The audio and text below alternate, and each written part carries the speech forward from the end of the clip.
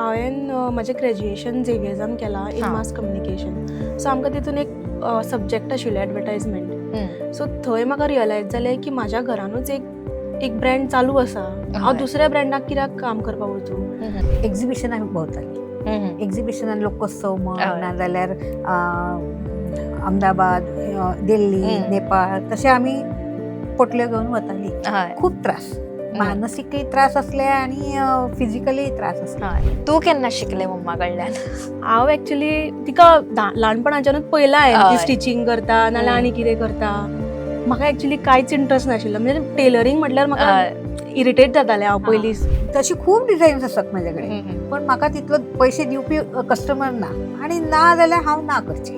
हांव म्हाज्या खातीर दवरतलें. कितें कितें डिझायन्स आसा ते हांवें करून दवरल्या म्हाज्या खातीर.